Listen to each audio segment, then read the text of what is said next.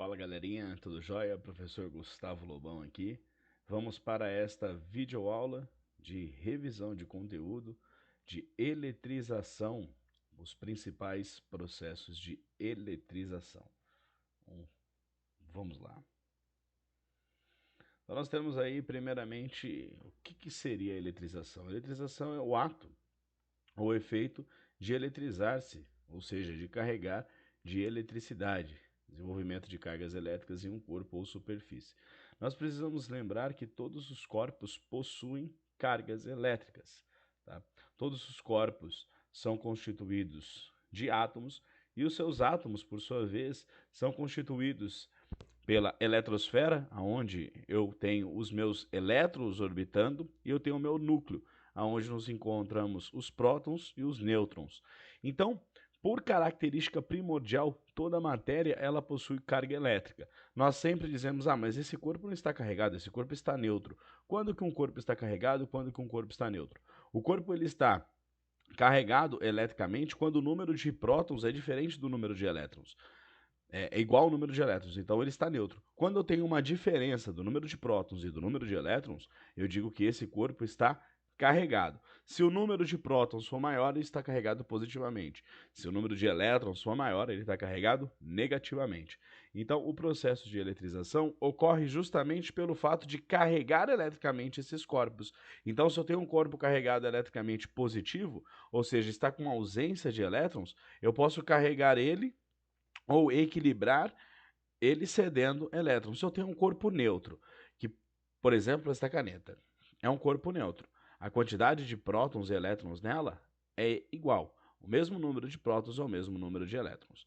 Agora, se eu, por acaso, atritar ela com algum pano, algum pedaço de lã, por exemplo, eu vou estar passando elétrons para ela, de modo que ela vai ficar carregado eletricamente. Então, eu retiro elétrons dessa lã e passo para esse objeto. Por consequência, a lã ficou com menos elétrons, então a lã também ficou carregado positivamente. Nesse caso, nós temos aqui dois exemplos, tá?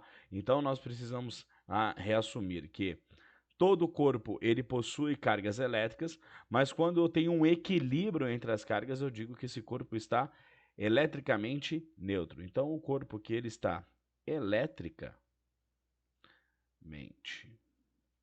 neutro é o corpo que tem em sua somatória o número de prótons igual à somatória do número de elétrons. Tudo bem?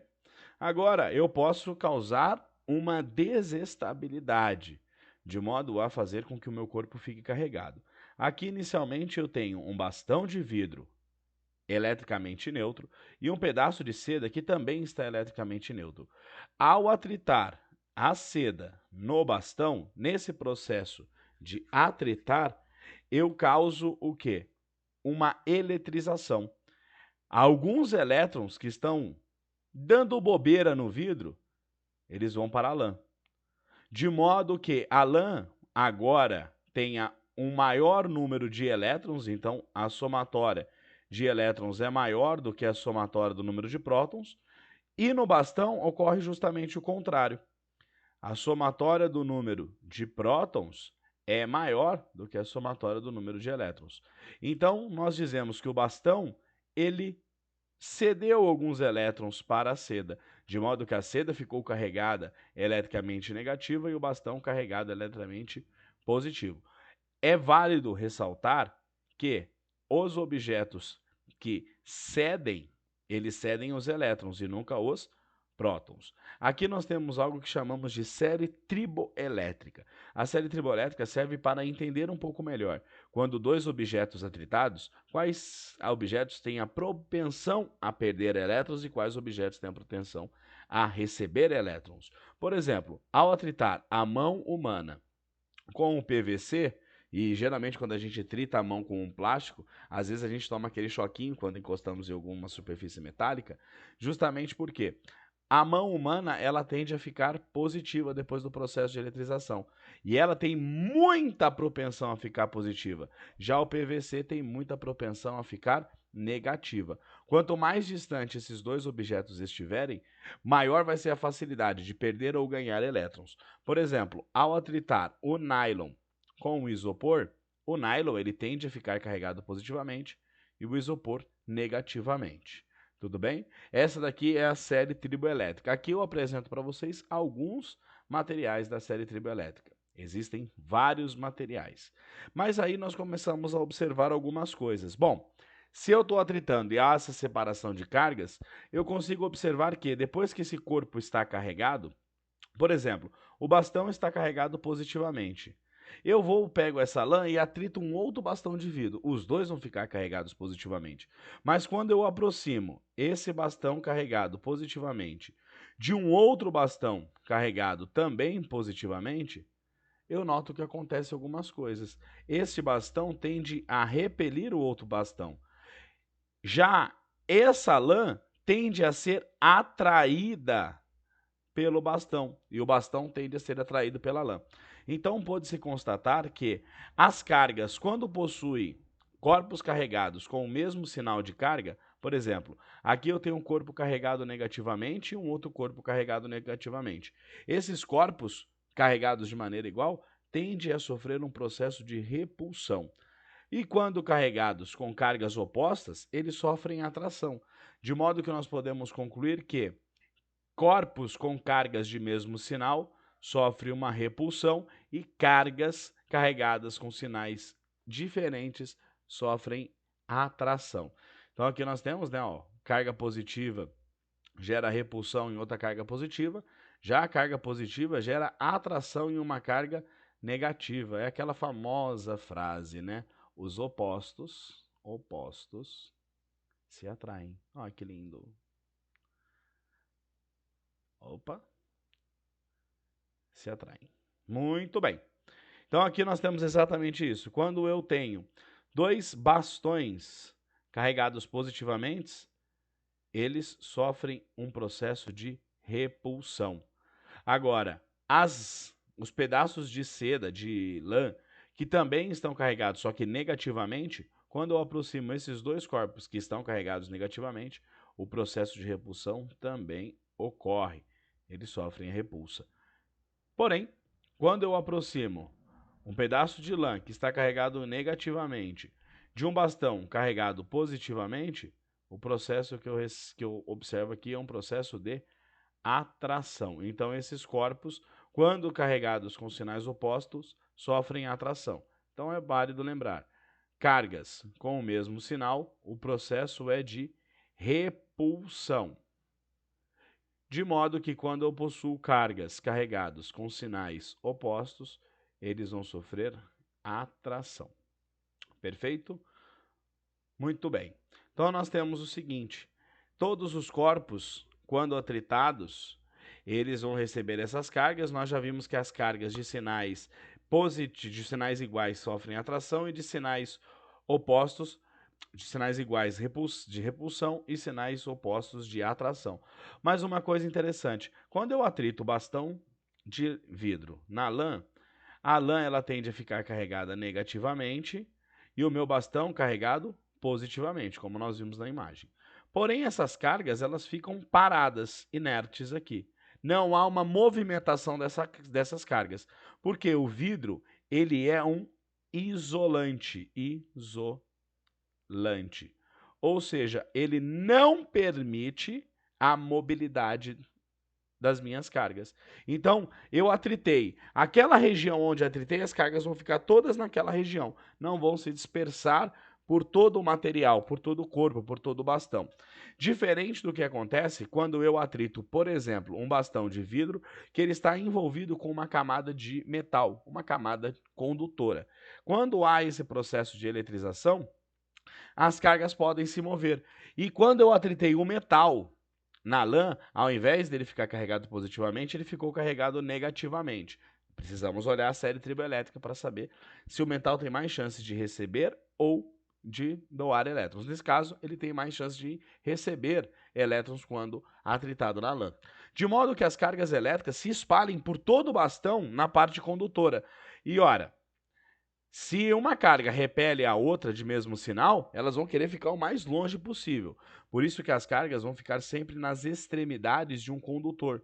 Quando o condutor está carregado, as cargas vão ficar sempre nas suas extremidades, porque é a maneira dela ficar mais distante uma da outra. Imagina numa esfera, você e o seu amigo numa esfera. O jeito de vocês ficar mais longe é quando vocês estão diametralmente opostos.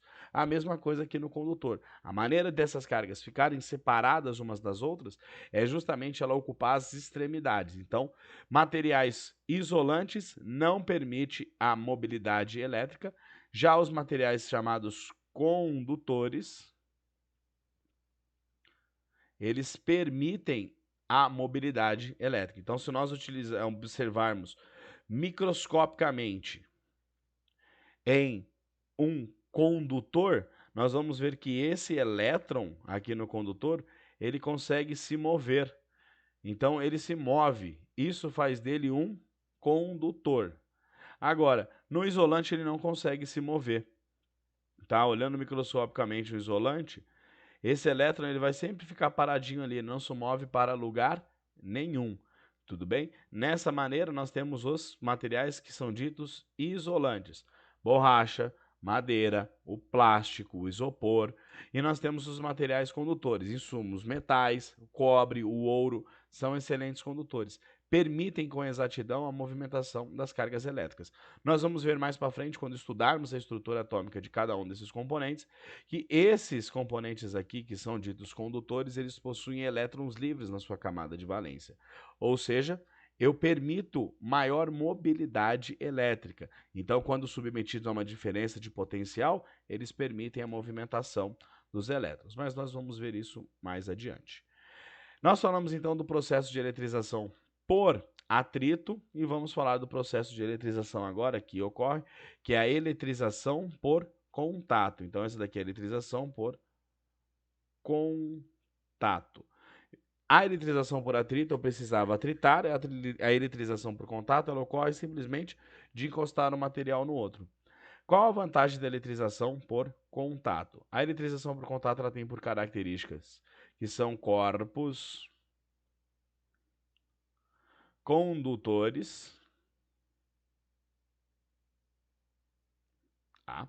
Os corpos precisam ser corpos condutores. Por que corpos condutores? Porque senão, na hora que eu encontrar, se eles não forem corpos condutores, eu não vou estar passando esta minha carga entre eles, tudo bem? Ah, mas ela ocorre também quando eu encosto no plástico, por exemplo. Sim, porque a sua capacidade, a sua quantidade de carga é tão elevada que o plástico, naquele momento, deixa de se comportar como um isolante, passa a se comportar como um condutor. Nós chamamos isso de quebra da rigidez elétrica, mas nós vamos entrar nesse detalhe mais para frente. A carga dos corpos, elas vão ser da mesma, né? Depois do processo de eletrização, os corpos ficarão carregados sempre com a mesma carga. Então, os corpos ficam com a mesma carga.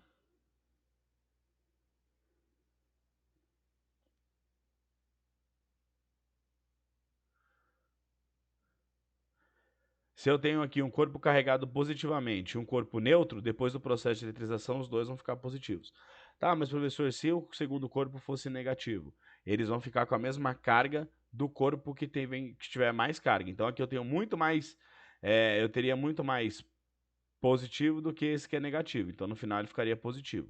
Então ele sempre vai ficar com a mesma carga daquele corpo que tiver uma maior carga. Então, se o maior carga for positivo, depois do processo de eletrização, os dois corpos ficam positivos. Se eu tiver mais cargas negativas, depois da eletrização, os dois ficam com negativos. Tá, tudo bem. E se os dois tiverem a mesma quantidade? Os dois vão ficar neutros, porque um anula o outro. Nós já vamos ver isso. Então, no processo de eletrização por contato, eu tenho o primeiro corpo que está carregado positivamente, e ao entrar em contato com o corpo que está carregado ou negativamente, ou com uma diferença de carga dele, nós vamos observar que há uma passagem de cargas até o equilíbrio, tá? Então, por isso que eu preciso que ele seja condutor, porque nesse contato eu vou estar conduzindo as minhas cargas, que estão de maneira totalmente má distribuídas no corpo muito carregado por um corpo neutro ou pouco carregado, de modo que depois do equilíbrio, houve uma separação. Eu passei algumas cargas desse meu corpo que estava muito carregado para esse corpinho pouco carregado. De modo que eu garanta a conservação das cargas. Como assim? Se esse corpo antes ele tinha carga QA e esse corpo carga QB, antes do processo de eletrização eu tenho QA mais QB. E essa quantidade, a somatória das duas cargas, tem que ser exatamente igual após a eletrização. Vamos chamar isso daqui de QA linha e esse daqui de QB linha. Após o processo de eletrização, eu tenho que QA e QB tem que ser igual à somatória de QA linha mais QB linha. Dessa maneira, eu estou garantindo que o meu processo de eletrização foi conservativo. Então, eu tenho uma conservação na minha eletrização. Se os corpos forem idênticos, eu consigo calcular até mesmo qual é a quantidade de carga resultante. Ou seja, se esse corpo QA é idêntico ao corpo QB, QA está carregado positivamente e o QB está neutro. Tá? Esse daqui seria o meu QB. Ele está neutro. Após o processo de eletrização, houve uma separação de cargas, fazendo com que os dois fiquem carregados positivamente. Agora tendo QA' e QB', certo? De modo que eu consiga encontrar qual é a resultante, ou seja, quanto de carga eu tenho esse QA, quanto de carga eu tenho o QB. A carga final vai ser justamente a carga inicial de QA, mais a carga de QB, que nesse caso é neutro, dividido por 2. Já que os corpos são idênticos, a separação de cargas vai se dar de maneira a divisão igual entre as duas. Então, nada mais é do que a média. Então, esse corpo QB, ele tem exatamente a quantidade de QA mais 0 dividido por 2, e o QA' também tem o QA inicial mais o QB inicial, que seria a carga de QA mais 0 dividido por 2. Então, os dois têm a mesma carga, de modo que QA' e QB' sejam iguais. Por fim, não menos importante, o terceiro processo de eletrização é a eletrização por indução. O processo de eletrização por indução, ele é um processo de eletrização que ocorre da seguinte maneira. Quando eu tenho corpos que são carregados ou corpos neutros, eu tenho uma quantidade de cargas. Os corpos neutros não quer dizer que eles não possuem cargas, quer dizer que a quantidade de cargas positivas é a mesma quantidade de cargas negativas. Então, desta maneira, eu tenho aqui corpos carregados positivamente, corpos eletricamente nêutrons, aonde o número de prótons é igual ao número de elétrons. Porém, ao aproximar deste corpo, desde que ele seja um condutor, então eu preciso que no processo de eletrização eu tenha um condutor. Se não houver condutor, eu não consigo fazer o processo de eletrização por indução. E eu tenho também aqui, ó, um indutor. Esse indutor tem que estar carregado, tudo bem? E eu vou aproximar ele, note que eu aproximo esse indutor desse meu corpo que está neutro. Quando eu aproximei, houve uma separação de cargas. Já que o meu indutor é negativo, ele atraiu para perto dele, causando uma separação, por isso o corpo tem que ser um condutor, para causar essa separação. Quando houve essa separação, ele aproximou dele as cargas positivas e repeliu as cargas negativas, ficando essa separação. Já que ele é um condutor, eu vou fazer o aterramento desse condutor. Aterramento é literalmente encostar ele na terra. Tá? Quando eu encosto na terra, a terra é um grande reservatório de cargas. Se eu estou precisando de cargas negativas, a terra cede essas cargas negativas. Se eu estou precisando de cargas positivas, ou seja, eu tenho muitas cargas negativas no meu corpo, o fato de aterrar, eu vou retirar a terra, retira essas cargas negativas. Então a terra ela é um imenso reservatório de elétrons. Se você tem muito elétrons, ela retira para você ficar em equilíbrio. Se você tem pouco, ela cede para que você também entre em equilíbrio. Então no momento que eu fiz o aterramento, eu liguei aqui um condutor ao aterramento, essas cargas elétricas que estavam aqui separadas e em desequilíbrio, foram todas para o aterramento. Depois eu vou lá e corto aquele aterramento, fazendo com que essas cargas positivas, elas fiquem próximas ao indutor. Quando eu afasto o indutor carregado negativamente, elas vão se dispersar, essas cargas positivas vão se dispersar novamente no meu corpo condutor. Mas elas não estão mais em equilíbrio. Antes eu tinha a mesma quantidade de cargas positivas, cargas negativas. Quando eu fiz essa minha separação, eu deixei todas as positivas num canto e as negativas estavam aqui, sendo repelidas pelo induzido. Quando eu aterrei, elas foram embora. Afastei o induzido, essas cargas positivas ficaram em excesso. Então, no indutor, eu sempre vou ter que o meu resultado final das minhas cargas vão ter cargas opostas do meu induzido. Então, a carga final é oposta do indutor. Então, meu indutor é negativo, a carga final, depois do processo de eletrização, ficou positiva. Se o meu indutor fosse positivo, meu processo final de eletrização teria o resultado final negativo. Então, a carga final sempre vai ser oposta do meu indutor. E lembrando, o indutor não pode encostar na esfera. Se ele encosta na esfera, deixa de ser um processo de eletrização por indução, passando a ser um processo de eletrização por contato. Tudo bem? E por fim, nós temos aí algumas maneiras de descobrir se os corpos estão ou não carregados, tá? Esses dispositivos são chamados de eletroscópios. Os eletroscópios eles podem ser de duas maneiras, ou eletroscópios de folhas, tá? Nós chamamos de eletroscópio de folha dupla, ou eletroscópio de pêndulo. Vamos entender primeiro o eletroscópio de folhas duplas. Ele é feito geralmente na construção em uma garrafa, de modo que a garrafa possua material isolante, então você pode encostar na garrafa, não há problema. Aqui eu tenho uma rolha, que também é um material isolante, e por dentro dessa rolha eu tenho uma haste condutora, ligadas a duas folhas, geralmente são folhas de alumínio, e uma esfera que também é condutora. Qual é a ideia dela? Quando eu aproximo desse meu eletroscópio, um bastão que está neutro, não ocorre nada. Mas quando eu encosto um bastão que está carregado, se ela está carregado positivamente, esse eletroscópio todo é condutor, então ele vai gerar uma separação de cargas, fazendo com que as cargas negativas se aproximem nessa extremidade e as cargas positivas sejam mandadas para a outra extremidade. Então aqui eu vou estar cheio de cargas positivas. E olha só que interessante. Essa dupla folha de cargas positivas faz com que haja uma repulsão, já que os dois extremos destas duas folhas têm cargas positivas. Então esse eletroscópio ele abre. Quando eu afasto essa carga positiva, ele tende a entrar em equilíbrio, retornando novamente tudo ao seu lugar, e aí ela fecha novamente. Tá, e o que acontece se eu encostar essa carga?